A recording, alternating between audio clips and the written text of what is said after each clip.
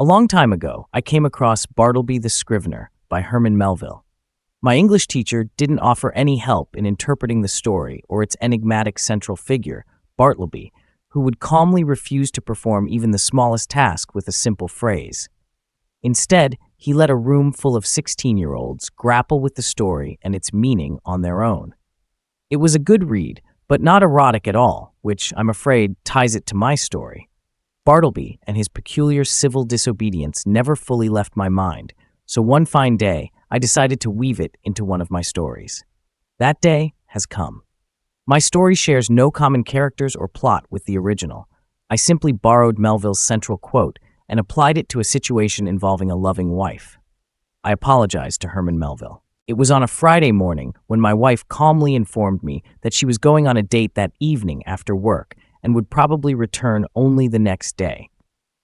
Her speech was well rehearsed, and the speed and confidence with which she delivered it instantly convinced me that there was nothing I could do to change her mind. According to her, she still loved me, but her gaze had become wandering. This was my first brush with marital infidelity. Infidelity, a theme as old as time itself, prevalent in movies, books, plays, and even in the gossip I've overheard from both the betrayed and the betrayers. I listened to her carefully rehearsed monologue about how I was strong enough to handle it, how unfair it was that she didn't get to have fun before getting married, how humans weren't meant for monogamy, how society was too strict about sex, and how it was just sex, not love. She assured me that if I allowed her this freedom, she'd be more attentive to my needs in the future. With a sigh, she moved forward with renewed energy into the murky waters of cliches, including the notion that I had no choice, that she could do whatever she pleased with her body, that life was short, and she deserved all the pleasure she could get.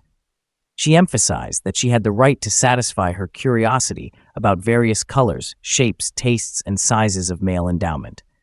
She stressed the sizes. She also mentioned situations where different sizes would matter. Now let me clarify that I'm not saying I'm poorly endowed, nor am I physically weak or mild-mannered. Is there a modest way to say that I have at least average intelligence and a large wallet? No.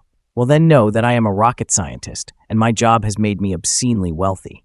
My wife had no complaints. When the former love of my life finished her speech, I could have reacted with the brute force of a colossal beast. I felt rage brewing inside me. I could have taken on the role of Ahab, the vengeful king obsessed with defeating the great beast. But we know how that story ends. Destruction. No, Melville had a better model for me to follow. Despite the ambiguous message of that story, which I had pondered over for years, the meaning of its strange central character suddenly became clear to me.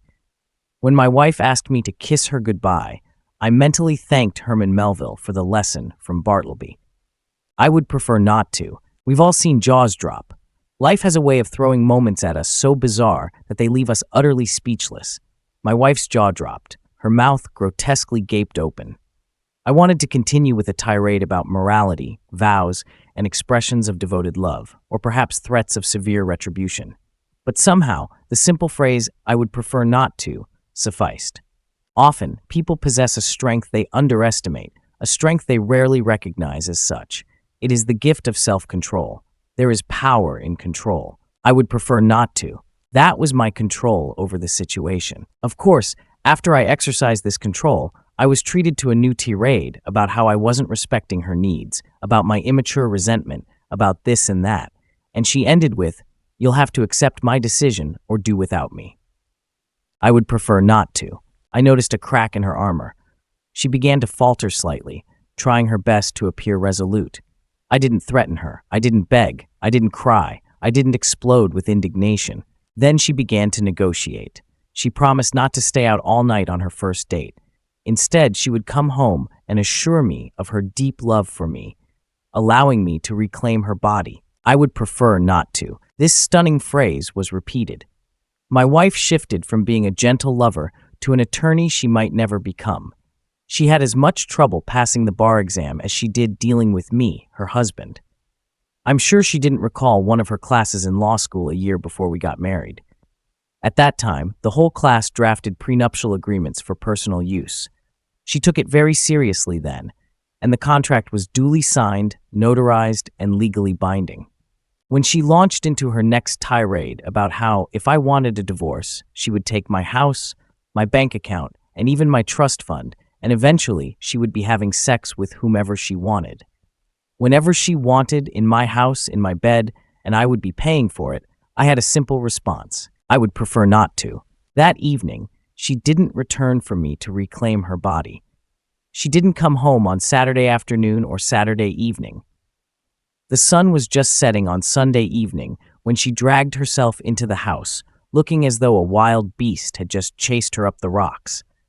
She dropped her bag on the patio next to the grill where I was cooking a nice, sizzling ribeye. I didn't even bother to look in her direction. I thought so. You would prefer not to kiss me right now, right? I continued basting the sizzling meat with marinade and turning the corn a quarter turn. Could you prepare one of these for me? I would prefer not to. Right, I should have known. Are you ever going to say anything other than I would prefer not to? It gets old very quickly. I turned to her, ready to say something, but she cut me off. No, don't even start. I'm tired. Better not do it. This is such a punishment. Tonight is going to be a long night because we need to talk about this, and you will have to say something. Nothing. Is that it? Are you going to file for divorce? 2 years of dating in college, 3 years while I was in law school, and 2 years after that. 5 years of marriage and 7 years together, and you're giving it up over 2 weekends while I explore something else? I needed this. It had been eating away at me for years. I thought it was all said when I married you. I love you and will love you forever. But I couldn't be around another guy without wondering how good he was in bed. I wonder what it feels like to have a really big one, and what it feels like to be taken instead of cherished. I needed to feel and understand the differences. To be the girl on the cover of a romance novel, where the rough cowboy does whatever he wants with her, or where the lord of the manor exercises his rights over me, the humble peasant girl. I'm sorry, but I couldn't help myself. You're a wonderful husband and a wonderful lover, but I had to try other men. Oh, baby, I'm so sorry. Please don't just stand there silently. Say something. I placed the steak and the cob of corn on a toasted bun, added a grilled peach on top, and turned to look at my wife for the first time since her return. I prefer not to. No, baby, don't do this. Don't be so cold with me. Yell at me, threaten me, hit me. Just don't ignore me. I know I was wrong, and I'm so sorry. I'll do anything for you. Just take me back. I prefer not to. After that, the situation heated up. No, I didn't grill her a steak, though I briefly considered charring something completely for her. In the following days, she tried to talk, but to every request, she received a calmly polite response. I would prefer not to. She asked me what I would prefer to do instead, to which I simply shrugged. I didn't leave the room when she tried to talk to me. I didn't ask her about what happened. You could say she was desperately trying to win my favor. The next Friday, she came home a little late, talking at 100 miles an hour about happy hour, a bar discount with her colleagues, where all she did was drink and laugh. Then she noticed there was nothing on the table, and I was dressed to go out. What's going on? Are we going somewhere? Oh, wait, you're not taking me with you, are you? Is this my punishment? Are you going to come back to me? I shook my head and gave her the standard response.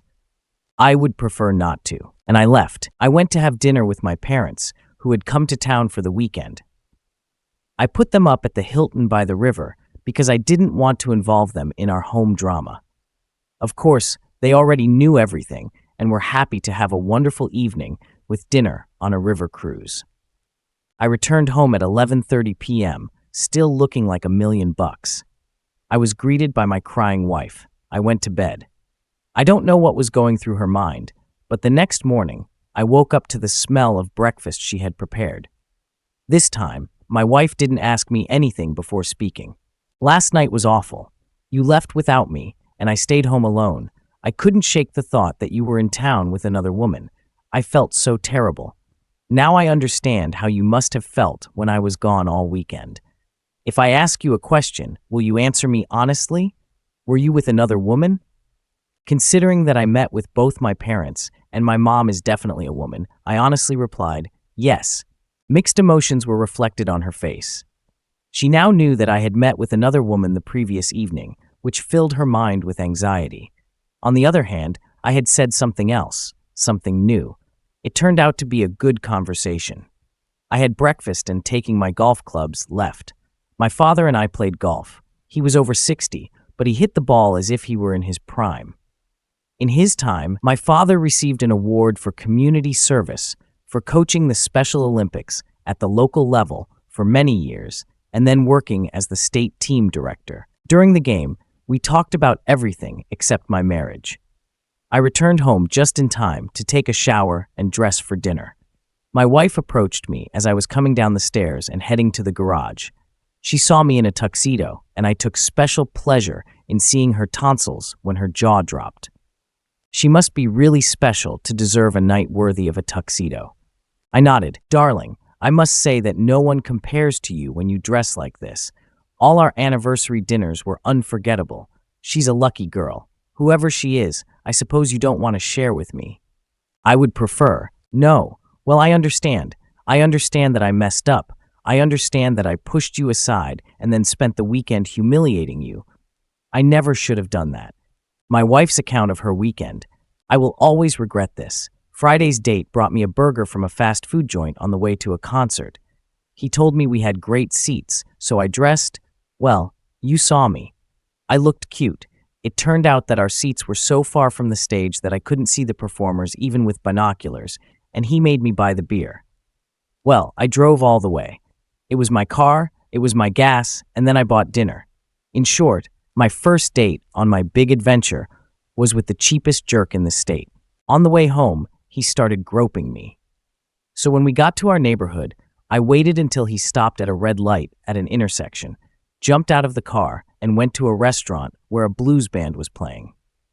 The jerk tried to follow me, but you know Eric, the bouncer who works there when they have live bands. I told him that this guy was a creep and was stalking me. Can you imagine? Following me like I promised him something. When I entered the restaurant, I saw a familiar guy from work. He was there with friends. We hung out, and I went home with him, but he was so drunk that I had to drive his car myself. And when we got to his place, it turned out that he had the worst whiskey, and he was so tiny. Then he just passed out, and I had to sleep on his couch. In the morning, I woke up to him crawling over me, saying he'd make it up to me. I mentioned that my husband is over 20 centimeters long and asked how he would compare to that. That's when I really felt like an idiot.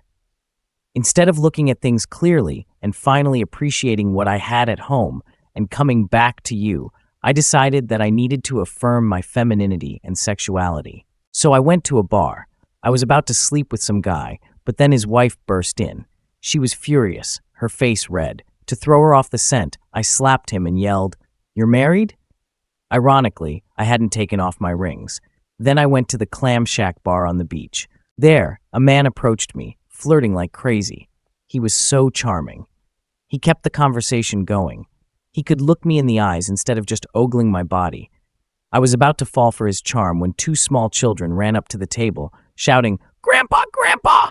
There you are!" I can't tell you how quickly he disappeared. In the end, I rented a room at an old motel near the Clam Shack, bought a bottle of wine, and went out on the balcony to drink and quietly think. It turned out that on the terrace right below me was a table full of single and divorced women, and their conversation turned to men. They started sharing their dating failures, naming names, and giving details. It seemed my experiences were quite common: misogynists, meatheads, old perverts, and cheap bastards. That's how they described men. Well, I can't blame them much for that. I mean, a girl can hardly expect a man to treat her as an equal and pay for everything. These women on the terrace went through a long list of experiences with married men and men who seemed to be devoted family men, but for some reason cheated. Then they turned to the physical diversity of the men they had dated. They talked about dating guys from different cultures, races, religions, and even different political orientations. They discussed how size is not as important as how caring their lover is. They all agreed that if you can find both in the same person, you should hold on to him forever. I almost left then to come back home to you, but I had to listen to their conversation until the end, and I'm glad I stayed. I didn't hear anything else. I spent the rest of the night deep in thought about you. I woke up there on the balcony. The sun was already up, shining on my face, starting to burn my skin. I felt awful on many levels. The guilt for what I put you through consumed me. My body was stiff from sleep. I had been curled up on a lounge chair on the balcony. My stomach was upset from the terrible food and the 2 bottles of wine I drank the night before, and my head hurt from all of the above. I arranged for a late checkout and went back to sleep. When I woke up, I took a shower, got dressed, and went home. Darling, that evening I left our house with the firm intention of cheating on you, but I didn't do it. The universe was on your side, baby. It made it clear that I was meant to be with you, only with you.